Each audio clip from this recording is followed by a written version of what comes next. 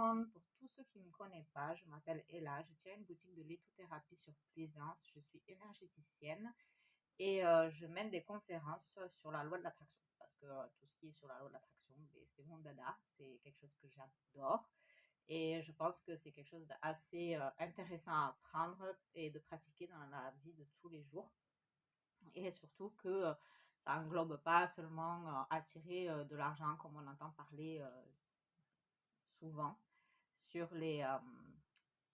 sur Facebook, sur Insta ou dans les livres ou un peu partout, tout, qui font de la publicité, qui dit justement ils ont attiré la meilleure vie et qui gagnent des millions grâce à la loi de l'attraction.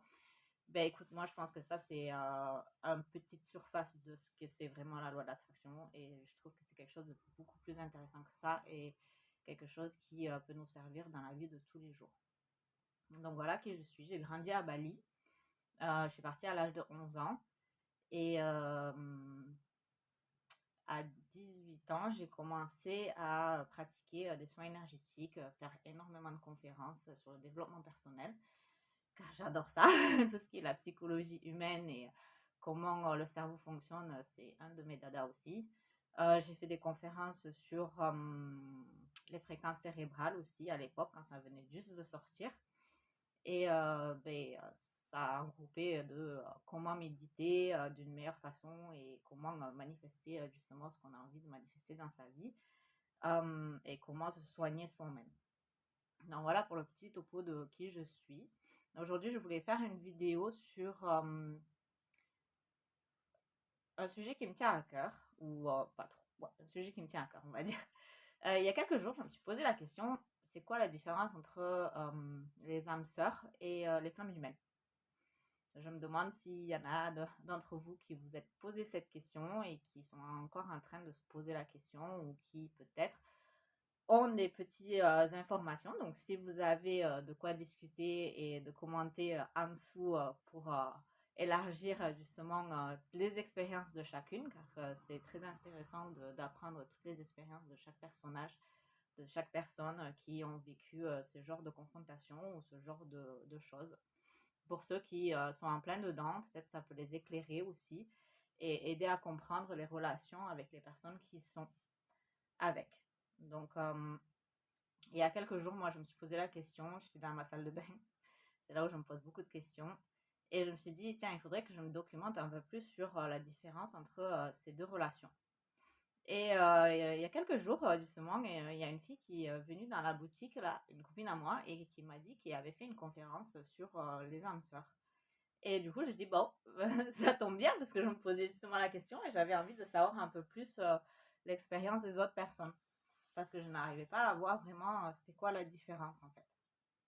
Et elle m'a expliqué que les âmes sœurs, eh ben, c'est quelqu'un qu'on aime inconditionnellement. On les aime, même s'ils font des bêtises, on les aime quand même.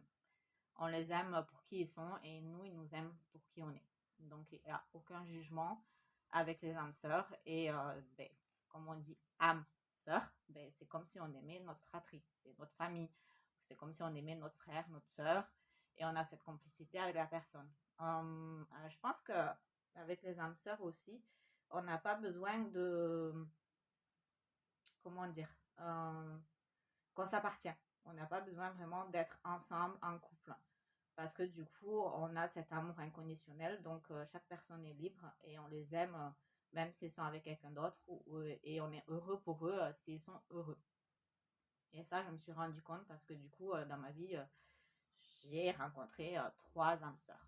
Bon, on va dire trois âmes sœurs, bah, ça fait beaucoup, certes, mais on n'a pas qu'un seul âme sœur sur Terre. Ça, il faut sortir de cette idéologie de trouver son âme sœur et d'être avec lui pour toute sa vie, parce qu'on pense qu'il y en a que... Non, moi, de toute façon, de mon expérience et de ce que je me suis reconnue quand elle m'a expliqué ces relations, j'ai reconnu certaines de mes relations que j'ai eues avec certaines personnes que j'ai rencontrées il y a très longtemps.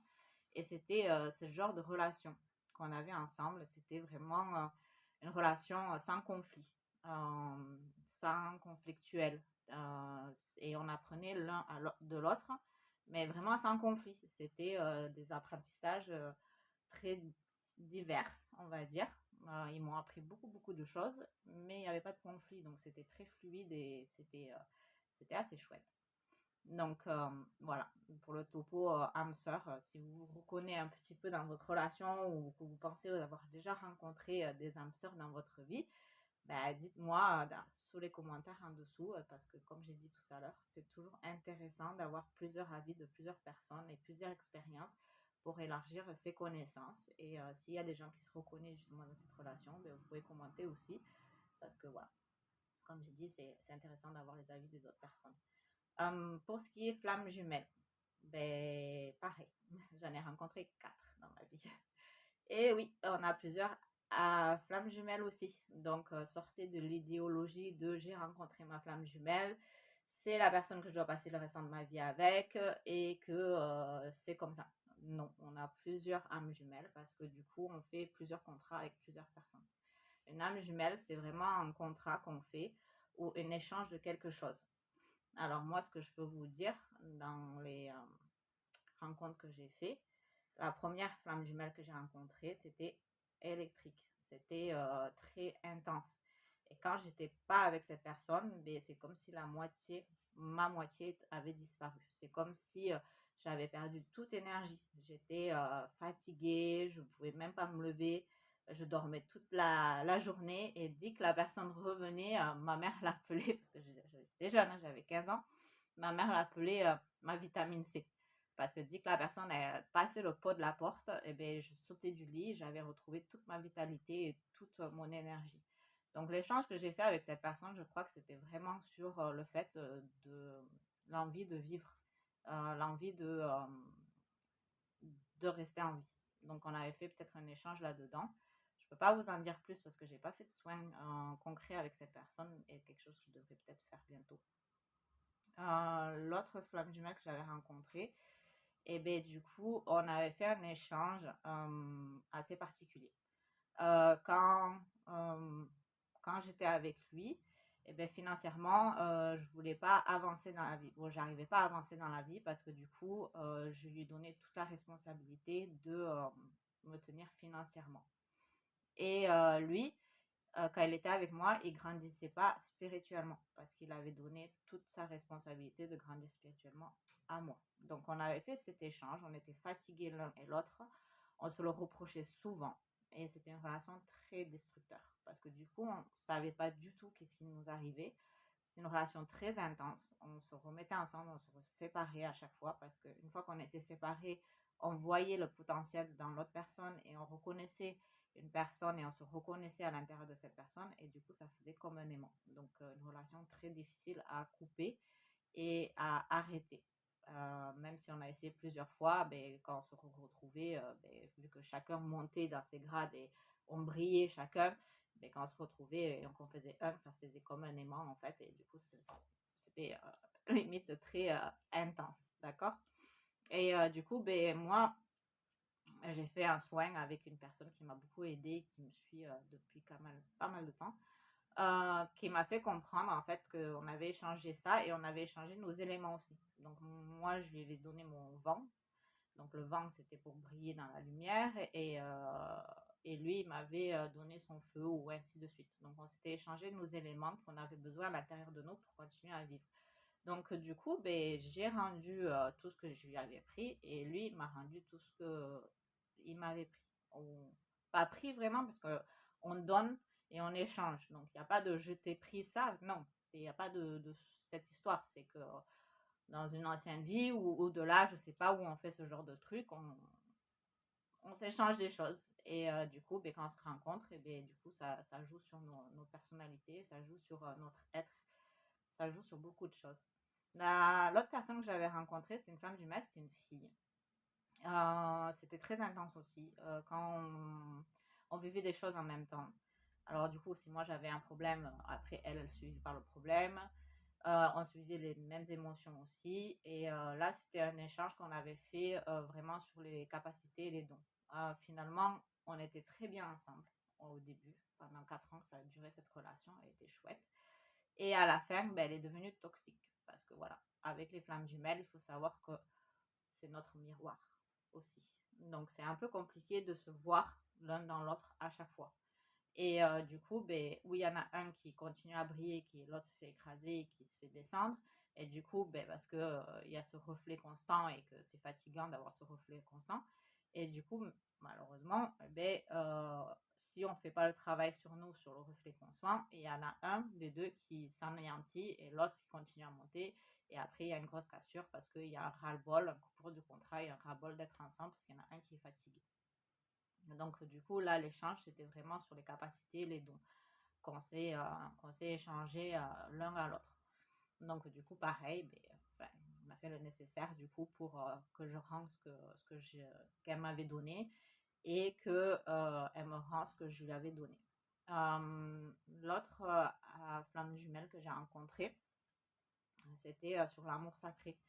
Donc, du coup, on s'est, comme des enfants, tu sais, dans la cour de récré, on a les petits cœurs là et on dit, tiens, je te donne moi la moitié de mon cœur pour qu'on puisse se retrouver dans une autre, qu'on puisse se retrouver, qu'on reste toujours liés l'un à l'autre, qu'on puisse se retrouver un jour ou l'autre.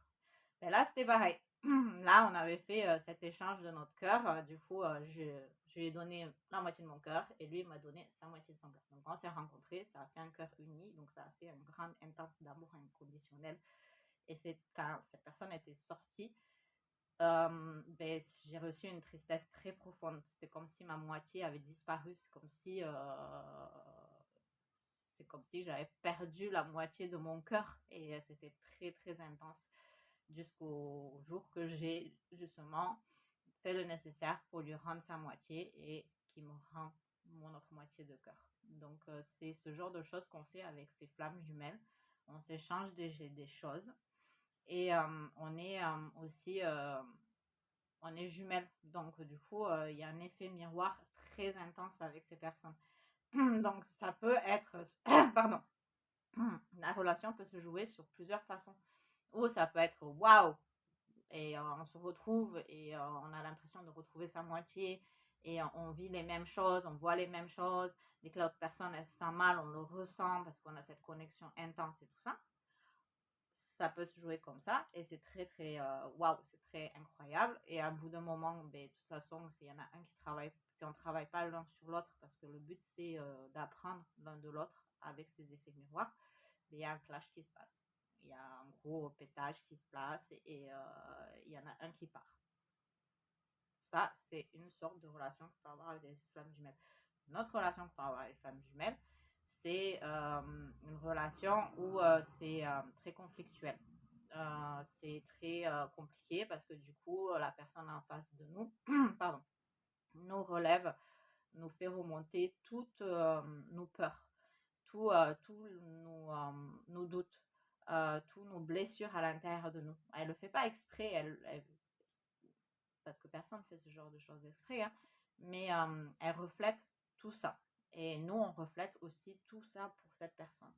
Donc, si on arrive à passer outre de toutes ces peurs et de toutes ces choses, et que certes, ça secoue énormément et c'est très compliqué à vivre, mais si on arrive à se poser des questions et de chercher à l'intérieur de nous d'où ça vient, toutes ces peurs qu'on est en train de vivre avec cette personne, ben, du coup, on peut soigner du coup ces blessures. Et une fois qu'on soigne ces blessures, et ben, du coup, l'autre personne en face de nous ne reflète plus ces peurs-là. Et du coup, la relation peut grandir en harmonie, pardon, harmonieusement, pardon, parce que, comme j'ai dit, j'ai grandi à Bali et mon français, il n'est pas top top. Donc, c'est ce que moi, j'ai eu comme expérience avec ces plusieurs personnes que j'ai rencontrées dans ma vie.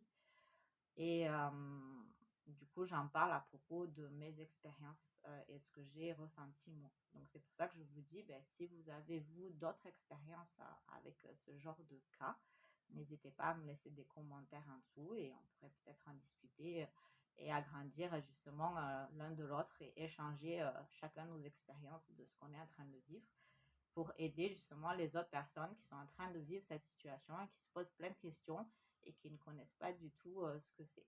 Donc sur ce, je vous fais des gros bisous et à bientôt à la boutique, bien sûr. Et bientôt, je vais poster comment ça s'appelle? Je vais bientôt poster, désolée, je perds mes mots. Je vais bientôt poster sur Facebook et Instagram la prochaine conférence que je vais faire sur la loi de l'attraction Comme je vous ai dit, j'adore ça. Et bientôt, il y aura les programmes de développement personnel que j'ai créés moi-même en fonction de tout ce que j'ai appris dans la vie en ayant fait beaucoup de conférences, beaucoup de travail de développement personnel et en ayant étudié aussi la psychologie. Gros bisous et à bientôt et je vous souhaite une belle journée ou une belle soirée. Ça dépend à quelle heure vous visionnez cette vidéo. Ciao, ciao!